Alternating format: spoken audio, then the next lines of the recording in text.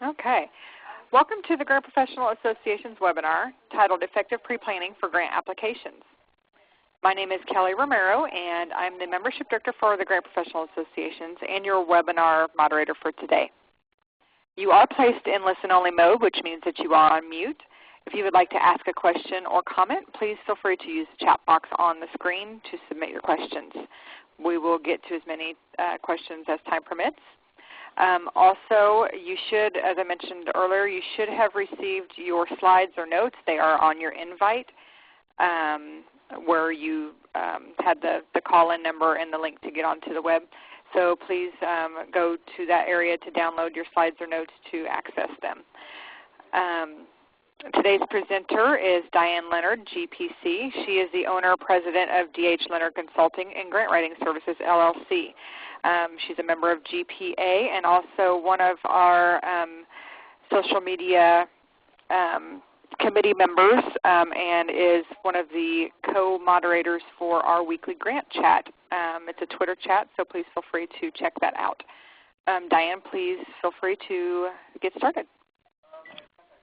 Thanks so much, Kelly. Thank you. Good afternoon, everyone. Thanks for joining us for today's session on effective pre-planning for grant applications. I'm in far upstate New York, and it's a glorious sunny fall day, so I hope that you've got a beautiful morning or afternoon wherever you may be. So Kelly shared with you a little bit of the housekeeping. What we've got for you is a questions box on the side of your Ready Talk.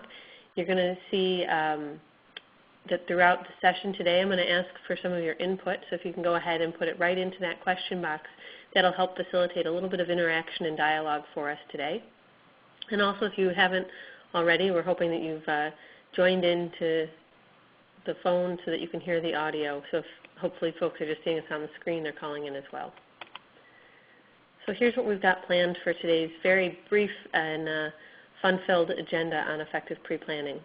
So we're going to go through a quick outline of what I think the goals are for today, come up with an agreement on what pre-planning means, talk about what some of the applications are that might be best to consider pre-planning for, and to talk about some tools to assist you in that pre-planning situation. So again, then at the end we'll go to a formal Q&A session, but I've got some discussion points placed throughout. So again, please be ready and willing to put those thoughts into the question box so we can have some meaningful dialogue today. So what I'd like to do is have you please put in where it is that you're from using the polls here. If you could put in, just want an idea of where you are in the country. Are you in Northeast, West? If you could go ahead and put that in for us, I'd appreciate it.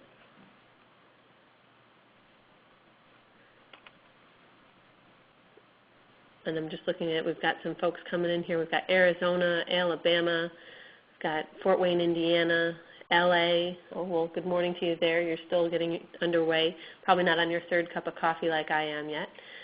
We've got Texas, PA, Tennessee, South Dakota. Great representation, it looks like, from around the country today. So thanks for that. Want to talk to you a little bit about just who I am, so that everyone, you've got a visual there with the voice on the phone. But as Kelly said, I'm the owner of D.H. Leonard Consulting and Grant Writing Services. Been doing fundraising for more than 12 years. Most of that has been in grant seeking and in grant making. Started on the foundation side years ago. So love, though, working with nonprofits to increase their capacity and share our knowledge with others. Happy to say that my team's really proud of our success percentage. We stay over the 65% of proposals that have been funded, and that's led to millions of dollars for our clients. So hoping that we can share some of what's been successful for our clients as we talk about the pre-planning that we've done. So here are some of the goals that I've laid out for today's session, is to help increase your understanding of pre-planning strategies and tools. And if you already have a basic understanding, to help take that to a new level with some ideas for how to push that forward. To help us work from a common definition of what pre-planning for a grant application means, to outline those types of applications best suited for pre-planning, and to talk about some ideas and share some things that perhaps have worked for you and your organization in terms of managing that pre-planning process. So first I want to direct everybody over to that question box. And if you could go ahead and let me know what's one thing that you hope to learn today that's really going to help impact your grant-seeking efforts and practices. I've outlined for you what I think the goals are for today's session, but it would be really helpful for me if we could also see what your goals are. So if you want to pop on over to that question section, this will also help get you comfortable with that area of the ReadyTalk interface. We'll be using that for discussion again in a minute, but I'd really like to hear from you. What's the one thing that you really want to walk away from today's session with? Give everybody a minute to pop over there and put in their answers. Okay, we've got effective pre-planning strategies is one person's goal, and so I would agree that generally we're looking for strategies, some tips, some tricks. Hard to fit a lot into 1 hour, so we're going to go fast. And Catherine shares that engaging program staff early in the process without the motivation of a looming deadline is what she's hoping to learn today. Well, that is the million-dollar question I think that many of us have struggled with. So hopefully we've got some good ideas for you today. All right, Judy wants to walk away with some ideas on coordinating multiple departments. It's a great one. Definitely a challenge if you're spread out over a large geographic area or just in a large organization. Deanna shares she wants to walk away with a better understanding of how to strike the balance as a grant professional between leading the project and assisting in project planning. That's a great one. That's an important balance to maintain, a tough one sometimes. Well, these are some great thoughts. So hopefully that's just a sampling of what folks have shared. So thank you for sharing your goals for today. That's really helpful for me. And so if you feel like we've not answered one of those as we get towards the end, please ask for some specific feedback. All right, so using that same area, what I'd like to do is have everybody talk about what they think is the difference in a definition between how a grant professional defines pre-planning for grant applications versus how a nonprofit professional, so perhaps a program staff or a board member, would define pre-planning. So if you could go ahead in the question chat box and answer that idea. What's your definition as a grant professional versus what do you think a nonprofit professional would define? Or do you think that they're the same? And then we'll get into how I define that and how my team defines it, and we can go from there. Then we'll be starting from the same place. And there's no right or wrong here. We're not looking for Webster definitions on these pieces here, but just more, what's your professional working definition? Okay, Seema says that grant professionals typically define it as project planning, outlining of goals and objectives, strategies and evaluation. Yep, I'd agree that's definitely part of it. Versus nonprofits, identifying someone to write the grant. That is, yes, an important part of the pre-planning process in many nonprofit professionals' perspective. Okay, Deanna says that the grant writer is looking at project-specific planning versus nonprofit administration would likely define it as overall organization, strategic planning, including that project as one part. Yep, these are all great answers. So it looks like a lot of us are starting from the same place in terms of some of these definitions, but let's look at how we've defined it so that, again, you know where kind of the context is that I'm coming from. So when we talk about how grant professionals define pre-planning, we're talking about a few different things. And again, there's no Webster definition for what this really means to us, but as an encompassing idea, looking at outlining application components in advance of formally beginning an application or in advance of an application formally being released.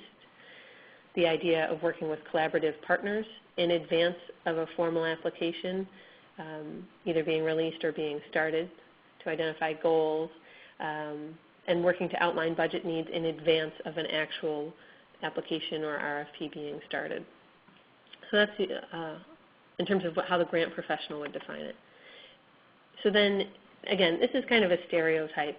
This is not absolutely the case with many nonprofit professionals. But from a stereotypical point of view, when you talk about nonprofit professionals defining pre-planning for grant applications, looking at having a priority list of grant funding needs for when applications are available and for having a plan in place for who would work would be, I would say, an ideal for pre-planning. The grant professionals tend to think some of the nuances of what that really means, but I think as a working definition, this would be a great one for nonprofit professionals versus, reacting and having the pre-planning be limited to the identification of when something comes out, who is going to write it. I think that was a great piece that somebody shared earlier. So why is it valuable, though? I think the fact that you're on the webinar today means that you understand that there is value to you as the grant professional in terms of trying to strengthen your grant revenue growth. But so here's why, if you're trying to, in a nutshell, share with some of maybe your team members or your colleagues, your board, why the pre-planning process is important when you're not necessarily sure what the dollar end result will be for you, is that it helps so it supports a proactive grant planning process. It allows you to secure maximum buy-in from collaborative community partners, from staff. It allows for an opportunity to provide redundancy as you're going through a development process and a drafting process, and so it gives multiple points of feedback for those who are involved and engaged in the process. And probably one of the most important reasons why we as the grant professionals like the idea of this effective pre-planning is that it can reduce our stress level as we go through a grant application process, and also reduce some of the time in terms of running around during an application process to gather feedback, to gather input, instead of having some of those pieces laid out in an orderly fashion in advance.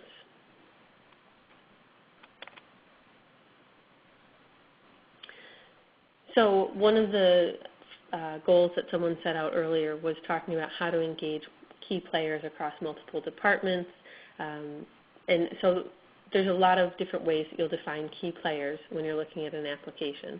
Depends on whether it's a collaboration or whether it's just within your own organization, how many departments you have, all those things. But in terms of engaging key players, the first key step is to help make sure that everyone is working from a common definition for grant pre-planning. So you as the grant professional may be a little more nuanced in your definition for what that really means to you, but working then to make sure that your nonprofit colleagues also understand the benefits of pre-planning and what you mean by pre-planning, so that they can see how in the long run it's going to make for a more effective grant process and hopefully a more successful grant process in terms of revenue dollars that are secured and received. And so then the other piece is that by engaging these key players and looking at your traditional maybe grant team that you have and expanding that definition and that knowledge to include your organization's larger management team and your collaborative partners will help by having that buy-in early on when you're planning and developing a program or working on an application. That'll again hopefully work out some of the kinks as you go through the application process. So I'd like to direct you back to that chat box section, if you wouldn't mind, and if you could share if you've successfully gone through the pre-planning process yourself, and if so, what types of applications have you found this pre-planning to be most beneficial for? And in terms of the success and how beneficial the pre-planning was for you, really we're talking about regardless of whether or not it was funded. So don't hold that funding success to your definition of a successful pre-planning process. So I know those are pretty big questions.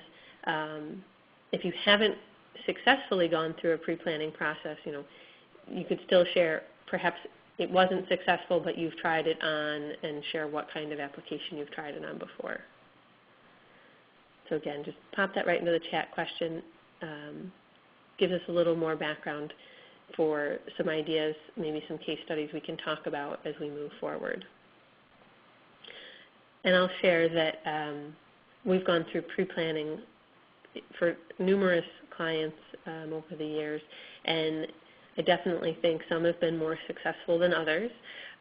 Some of it a result of organizational culture for where the pre-planning perhaps has fallen a bit flat or has soared beyond our expectations. And so I think having that common definition and goal for what pre-planning means is one of the key factors that we've found that really makes for a successful process. And then the types of applications that turns into varies, for what we've seen, but Department of Labor, Department of Education, state-based, for some of those that come out annually, we've seen some real success with that too. So let's see what we've got here. We've got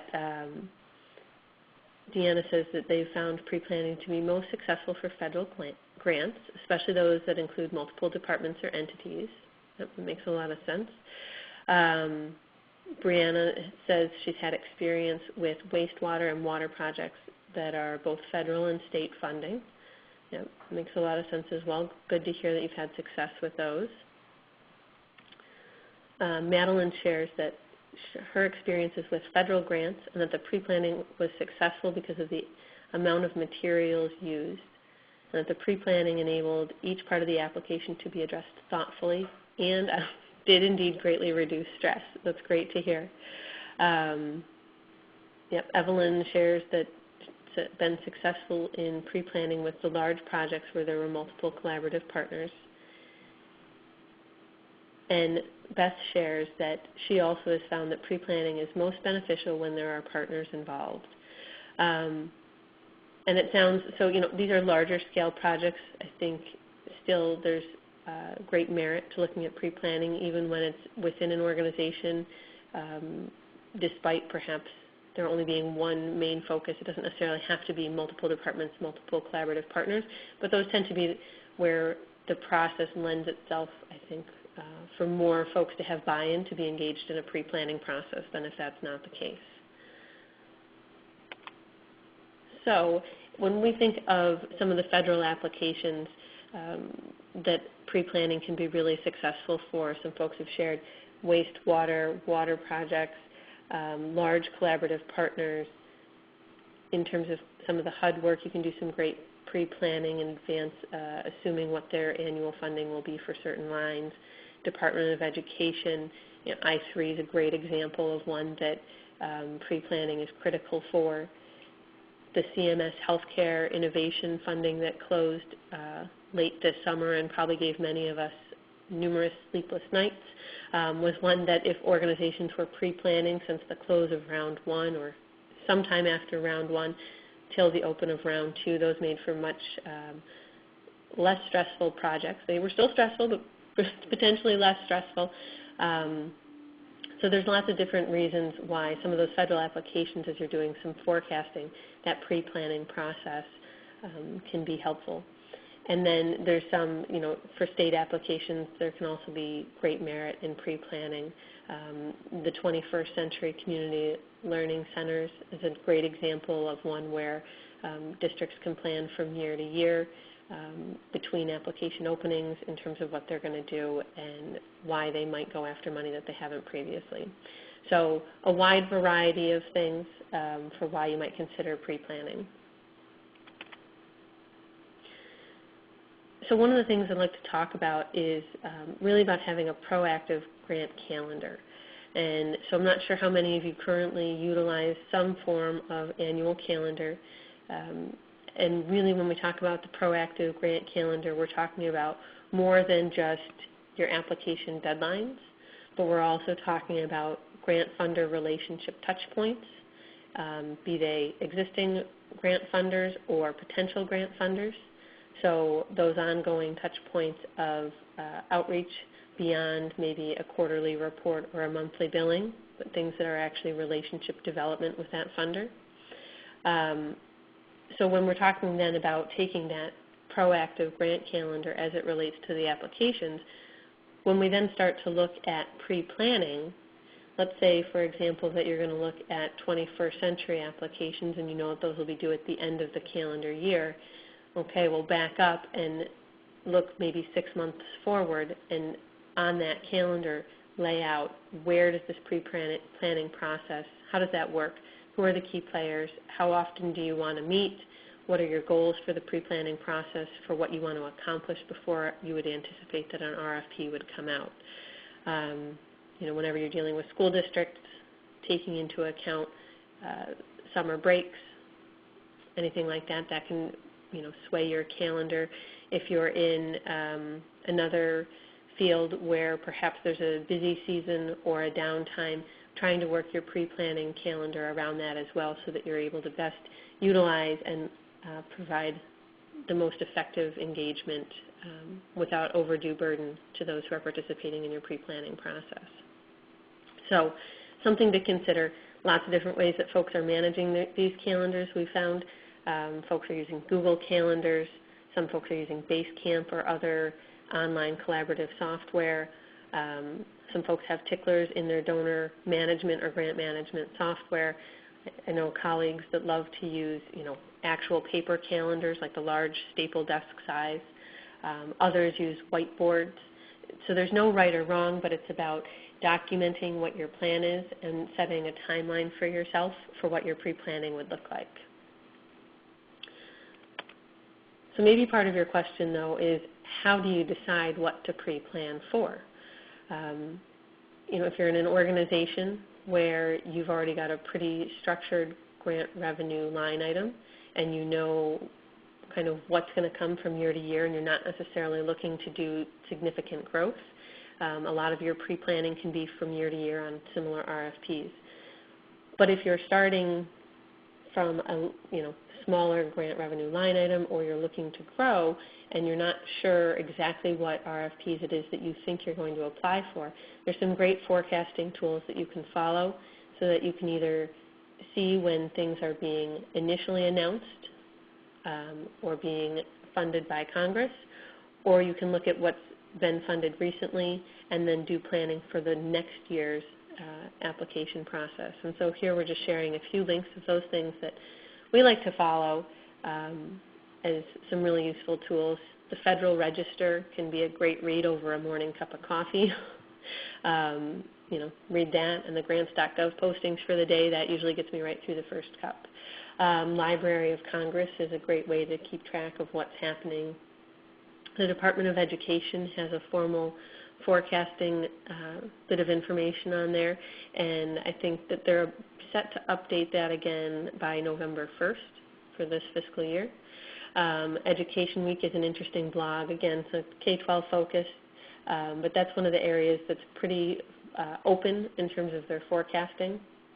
There's some, if you look on the HHS website, you can do a little bit of forecasting there, although their tool's not quite as friendly. Looking back at grants.gov and looking at things that have closed by department, doing some searching there is another great way. But trying to identify in advance, that's really the key here. And so these are federal-based tools. From state to state, it varies significantly for what those tools look like, and so it's up to you then to decipher whether your state register is a source of good information or whether it's really about your contact with perhaps a program officer or somebody within a department. So if you're using the idea of having your calendar and you're trying to put things on, so your forecasting tools can give you one idea for how you would identify new opportunities that you're not already familiar with for pre-planning. Another way to consider what you might want to focus your pre-planning efforts on, especially if this is something new for your organization, is the idea of looking at your strategic plan and determining your priority programs from there in order to focus your pre-planning efforts.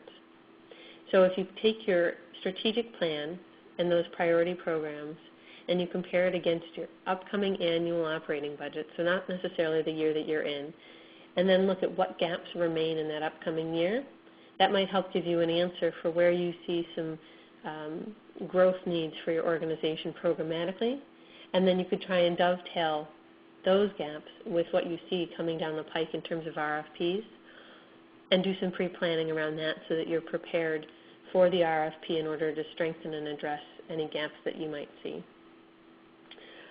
Lots of different ways to do it. Of course, wanting to be careful when you're doing your pre-planning so that in advance you're being conscious of not supplanting, especially if you already have state and federal money in your budget. But again, strategic plan is another nice way to look at some overlay of what you currently have, what your needs are, what the board's growth goal is for your organization, and then pre-planning in terms of engaging those key players. It's great to go back and point at the strategic plan as the reason you want to pre-plan for this particular RFP, maybe from HUD, is because of goal 2, section A, whatever it might be, in your strategic plan. So linking your specific work on a pre-plan to the strategic plan can be a great way to engage those key players and help them buy into the process.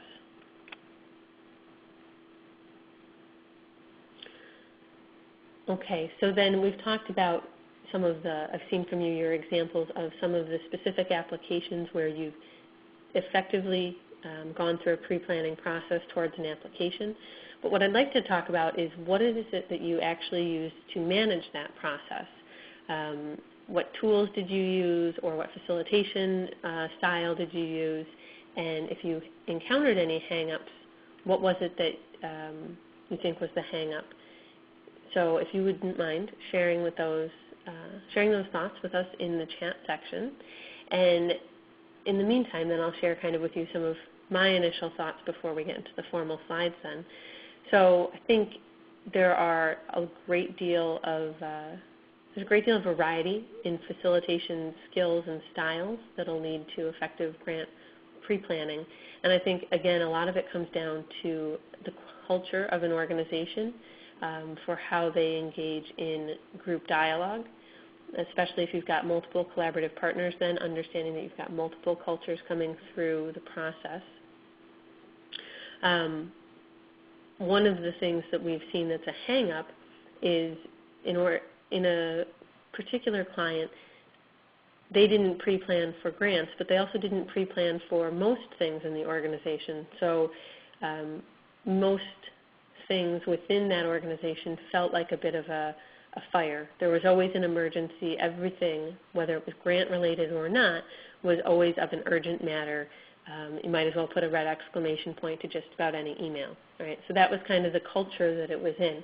And so pre-planning and getting buy-in for pre-planning was incredibly difficult until it actually took a little bit of trial and error to go through a few applications without pre-planning to then say, listen, let's try a different way. Let's see how this works if we do spend a little bit of time, even just 30 days out instead of multiple months as some folks will do. Let's give it a shot as an alternative to see if it makes a difference. And sure enough, went through the process, and it's not necessarily the most proactive pre-planning process as we've moved forward beyond that, but they saw the success in the reduction in stress and red exclamation feeling by doing that. So, there's a wide variety for what I think you'll see and feel as an acceptable implementation for your pre-planning. So in terms of tools for what some of you have had success with, so Brianna says she uses Outlook to remind her of important deadlines and timelines. Okay, that's great. If I didn't have my Outlook tasks, I'd be lost every day. Beth shares that the idea of getting everyone in the same room, even if that means just a phone room, right, by a conference call, is so important. When facilitating, to always have an agenda and provide documents ahead of time. Yep, great points. And that the major hang-up has occurred when there's no clear person in charge, or folks who have been brought to the table aren't sure what their role is in the process. I'd agree those could be pretty common hang-ups that folks would encounter, I should say. Candace shares that often when there's hang-ups, it feels a bit like herding cats to get all the partners to meetings.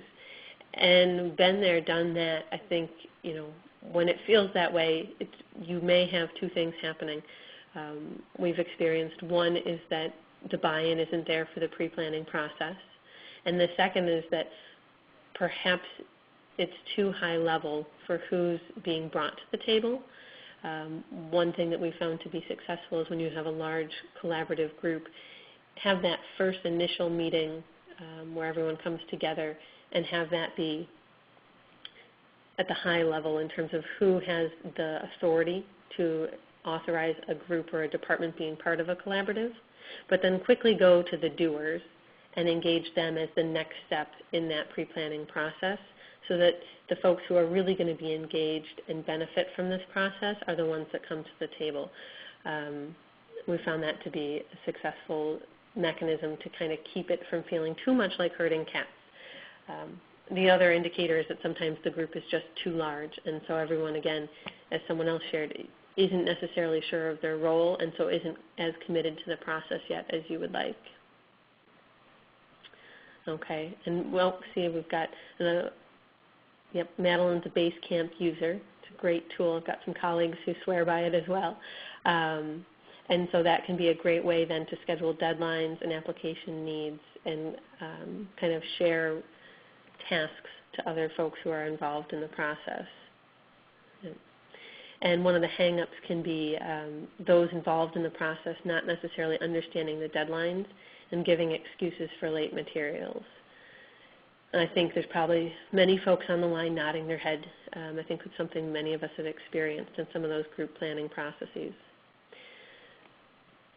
So, okay, good. And then I'll also just share before we move on. So Catherine said, in terms of being effective in the managing of that pre-planning process, she likes to create a list of assigned tasks and put the timeline right to it. Yep. And as her hang-up, that it's pretty tricky to get people to think about the budget until the very end, even though really it should come first. Yeah, absolutely. I think that's my first place that I like to start as well, is to see what the budget is and then to go from there. And, you know, that actually is how a lot of the funders will review those as well, right? Look at the budget, see if it makes sense, and then dig into the narrative. So I think many of you understand if you go the opposite way, you end up having a budget that doesn't necessarily tell a story on its own, and it's too reliant on the narrative. Okay. Let's keep moving, and we'll talk about some of our suggestions on how to effectively manage the pre-planning process. I think everybody has shared some wonderful tips and methods that work for them, and I think the other thing that this highlights is that, again, there's not a right or wrong because it's based on your style as a grant professional and also about the culture of the organization that you're employed by or by the client that you're working with.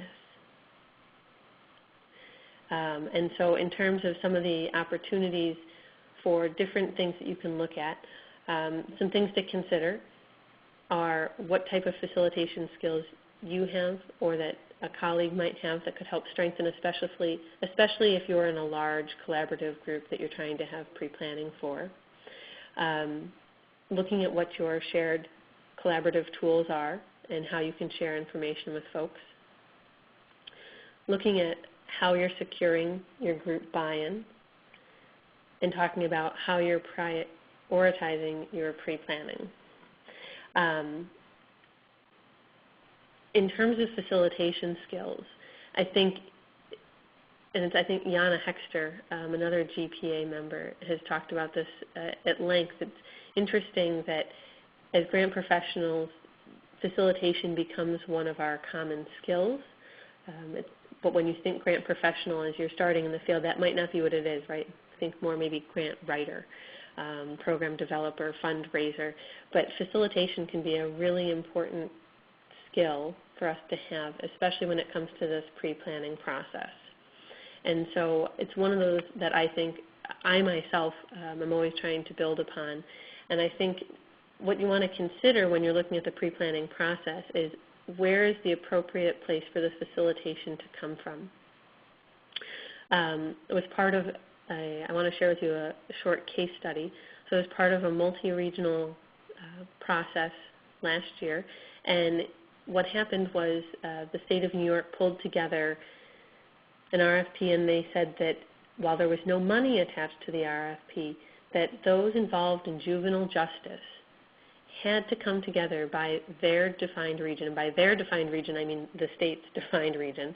And so the state defined what these multiple county areas were. and they said, now go play in the sandbox and talk to us about how you're going to plan together for the future of juvenile justice within your region. And so it started as a very high-level conversation because it was very open-ended and there was no clear leader. And so it took a lot of offline conversation for someone to step forward. It was actually a community-based organization that stepped forward and said that they would be the facilitator, because while they were a subcontractor for a number of the organizations and provided programs in a number of the communities, they weren't in all the counties. They didn't have a direct stake then, whereas a number of the other players felt like it would be too much of a turf discussion. And so that group served as the initial facilitator and convener for all of the different departments of these 7 counties that were involved. And so while, again, 7 counties, large geographic spread, they ended up using phone meetings primarily.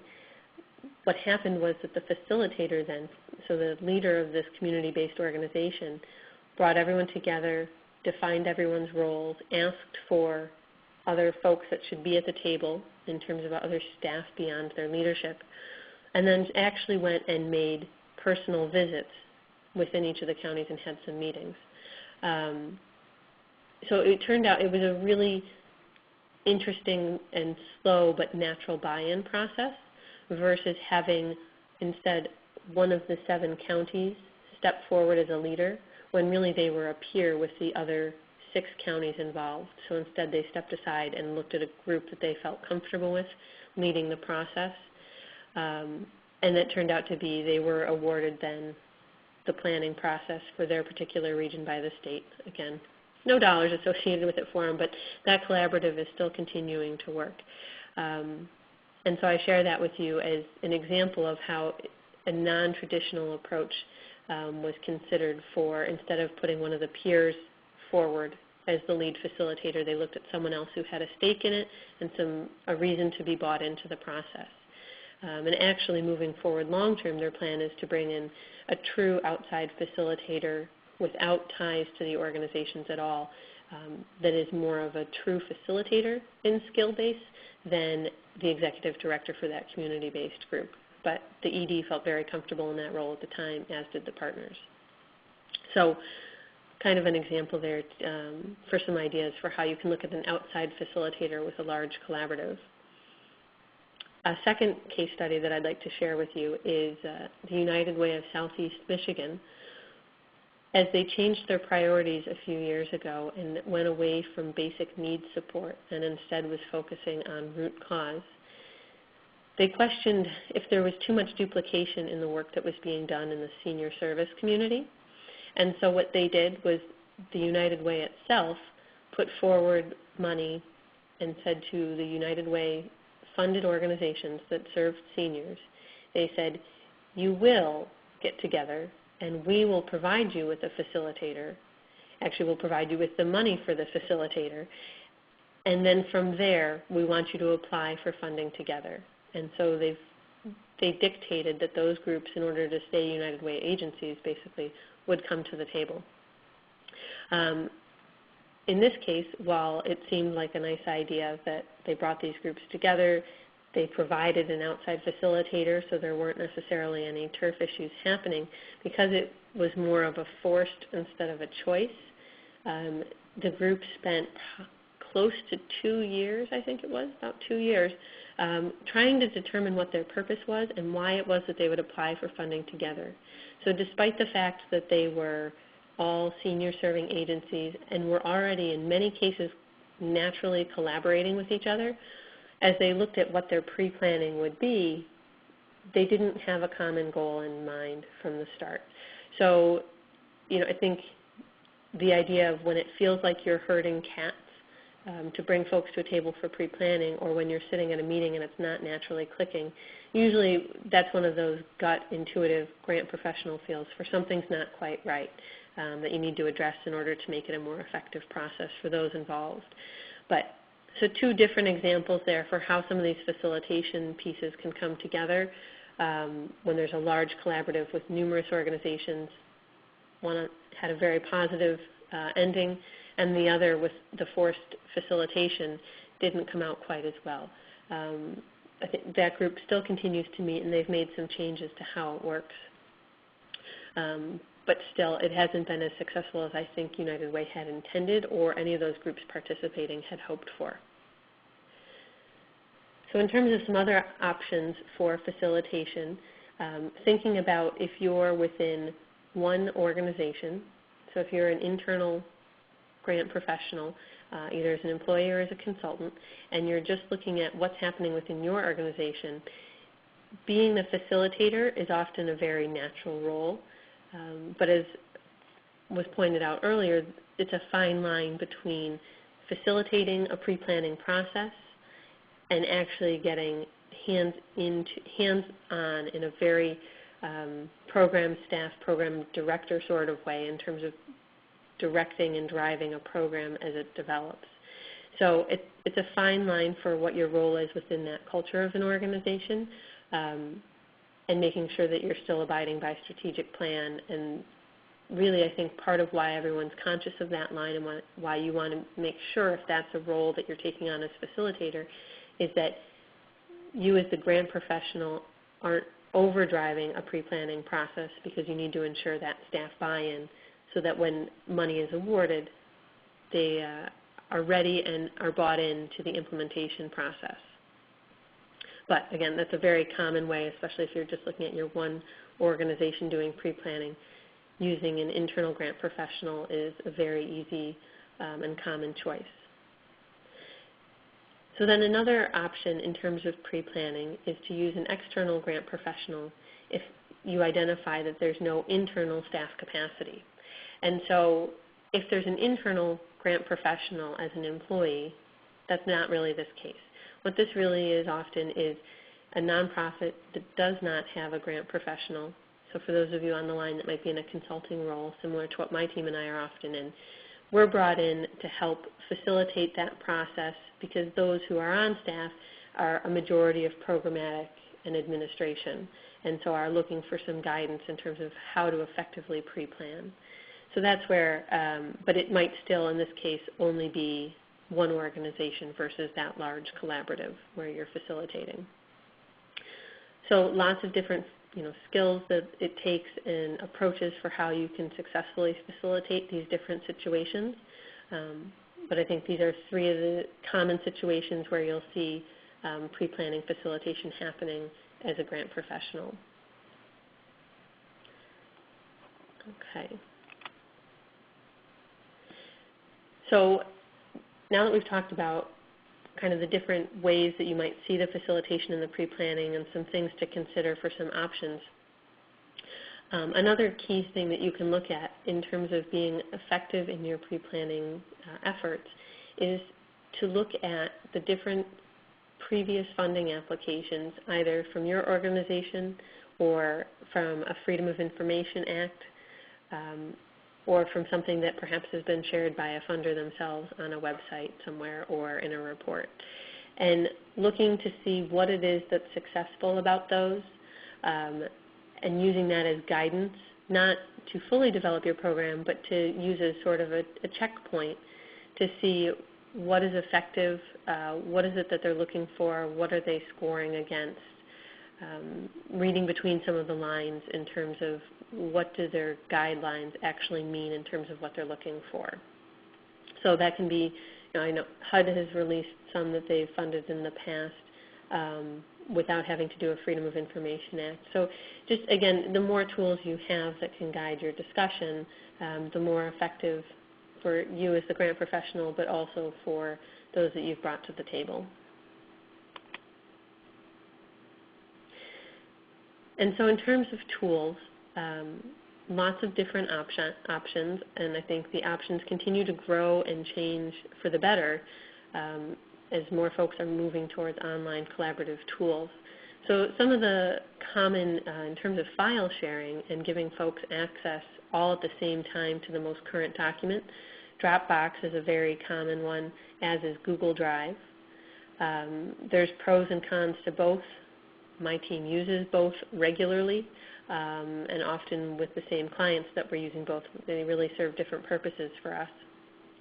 Another is internal servers. Perhaps you've got a strong enough server that you can provide remote access, and that way everyone can see the same file without having, when you've got a collaborative of perhaps 10 different organizations, trying to eliminate some of that back and forth. Here's the latest email attachment. Here's revision number 4.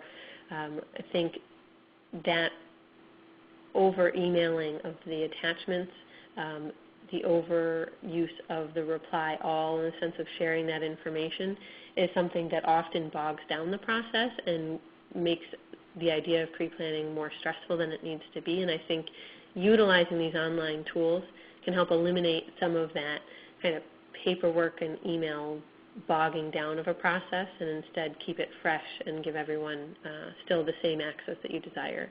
But so internal servers are another great option for that. Basecamp is a tool. I mentioned it earlier. I think someone was asking again for me to clarify what that was. It's a project management tool. There's lots of other online project management tools to consider. Each of them have varying capacity in terms of file uploading, in addition to their project management tool timeline-based really functionality. So you really need to identify what your goal is for the tools. Some of them have fees, some of them have free trials. There's no right or wrong. It's a very personal decision for what works for you for a timeline process. I personally, like I said, I have colleagues that live by Basecamp. It's a 37 Signals product, but I myself, I'm a Gantt chart lover, which I guess goes back to some of my engineering work and background. And so I like to use Tom's Planner, which is a Gantt chart tool that you can share collaboratively with your partners. Tom's Planner is not a document sharing tool, though. It's meant to be a living, breathing timeline, which for when you've got significant milestones in a long process and multiple folks with buy-in, to me Gantt charts make it a very clear picture of what that looks like. But then I still rely on the Drive for the sharing of the actual pre-planning documents. So lots of options to consider. Again, just a few ideas for you to consider as you look at your next pre-planning process. So because this is something that I find to be incredibly interesting, but also a great way to really help move your process forward, I'd love to hear from you what tools it is that you have found most effective that you've used. And so I've shared 2 beyond Dropbox and Google Drive, which I think are very common, but the idea of, I shared Basecamp and Tom's Planner. If you don't mind inserting here into the box on your screen what other tools it is that you've used would be helpful, not just for me as other ideas, but I'm going to share those with you as well. I think it's a lot of fun to look and try some different tools before you get into an actual pre-planning process, so you're not working out kinks on it in the middle of a significant pre-planning stressful situation. But it's, like I said, I think it's a lot of fun to try out some of these tools, and anything that can make us more efficient and effective, I'm always all for, and I would imagine most of you are as well. So looks like some more Dropbox users, SharePoint. We've got a few SharePoint folks. That internal shared folder drive. Yep, that's a great one, especially if you're working within just one organization and so you're not worried about permissions and security. Having that shared server can be really important. And then we've got some Basecamp users too online. So, well, great. So I hope that you, if you aren't currently using online collaborative tools, might consider looking at them as a way to engage, especially when you're in large collaboratives, as ways to share and engage as effectively and efficiently as possible. I think the other thing that it does in the day and age of so many folks having their smartphones or their tablets with them, instead of bogging down everyone's phones or everyone's emails on their phones with those large attachments when you're in situations like that, having things available in a different format a Drive is a quick link to open up and to be able to see via mobile. Drive has apps for all of the devices, so you can see it quickly on your tablet or your phone. So some of that is, I think, an important thing to keep in mind as the grant profession evolves.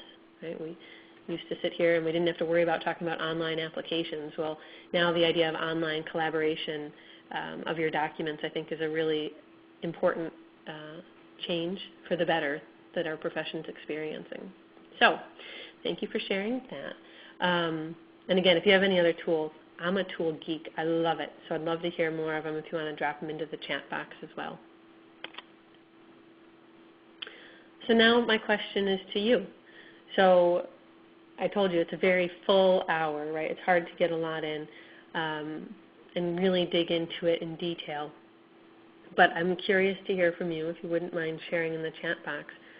As a result of today's, albeit brief, but fun-filled and fast-paced time together, what is it that you'll be doing differently when you return to your office? Or what is it that you're going to share differently with your team?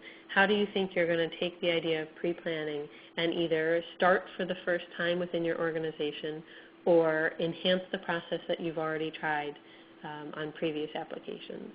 So if you wouldn't mind taking a few minutes and dropping those ideas and those answers into the chat, I'd appreciate that feedback, and I think that'll make for some more dialogue here as well so we can learn from each other.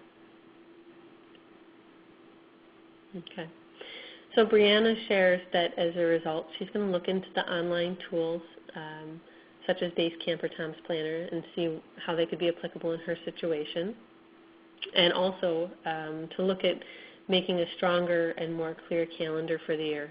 So glad to hear that. I think for me then my struggle is, we have multiple clients, and so we're juggling everyone's calendars and tools. And so I'm always looking for one master calendar that integrates all their different preferences. And so that for me, but I think that's a lot of fun. And so the stronger your calendar, the more planned your process feels in terms of pre-planning, I think the more it does to help create a proactive grant-seeking strategy for your organization and your clients, and to keep you from feeling like you're on the reactive grant gerbil wheel, which I think on some level we all end up there at some point because you can't predict all the RFPs that will come out that you want to apply for. But sitting in that proactive chair, I think, feels a lot better than always just being reactive. Okay, and then Frances shares that as a result of today, she's going to look at the forecasting tools more to try and help determine their pre-planning process. Deanna says she's going to develop a proactive calendar. That's great. Glad to hear. Would love to hear how that goes for you. Okay. Beth also is sharing that she wants to focus more on setting up a calendar per project. Having a stronger timeline process is what she hopes to do as a result of today. Good.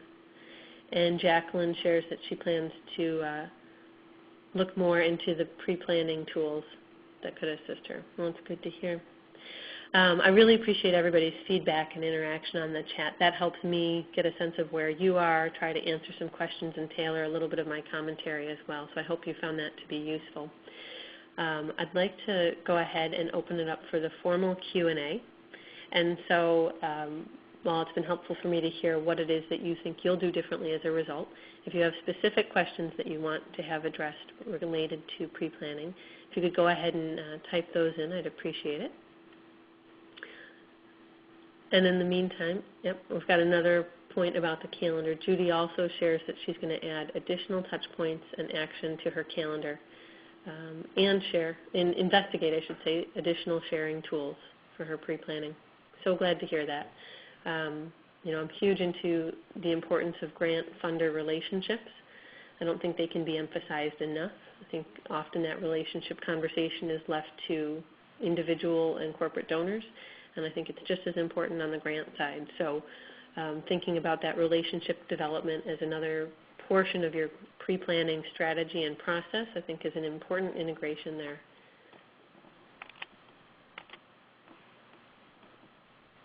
Okay. You're all going pretty easy on me right now. So if you have any additional questions that you want me to answer, I did save 5 minutes here at the end so that we could get in detail to any of the questions that you had. Thanks, Okay. Diane. Also, if you guys have questions, instead of answering or entering them in the chat box, you can also raise your hand. There should be a button on your screen where you can hit raise your hand. It prompts something on our screen, and we can see who it is, and we can tell you how to unmute your line. Thanks, Kelly, for that housekeeping. I always forget about the raise hand piece. That's an important one. I do have a question here from Jacqueline, and she says that she's working with rural America and historic preservation. What is best to pre-plan for getting this type of grant funding? Oh, well, from one grant professional in rural America to another. I think that in terms of best, it really depends on where the organization is that you're working with in terms of what their current capacity is. And it's, I think, first about identifying what your growth goals are and what you think your potential funding streams would be. So without knowing where you are in the process, if you haven't identified where you think that money might come from, I know different states have different line items in terms of rural funding. Maybe it's about economic development or things like that. Identifying the source that you think might be appropriate and then working towards that.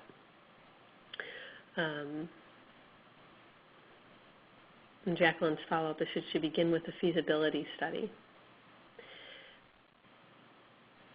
That's a good question. One that you're giving me good pause for thought on. I think actually, Jacqueline, why don't we have an offline conversation if you don't mind? Because I'd like to talk with you in more detail, just grant pro to grant pro. What I'm going to do here is I'm going to put up my contact information. If you don't mind, why don't you drop me an email and we could talk about this a little bit more. I think I'm not necessarily going to be able to get into the depth of what you're asking, but I think a lot of what we've talked about today is meant to be, regardless of what area you're in, they're kind of big picture ideas. And so what you're getting at is really some specifics. But again, since I said, from one rural America-based grant professional to another, I'd love to talk about it with you a little bit more offline. So please go ahead and drop me an email or give my office a call later.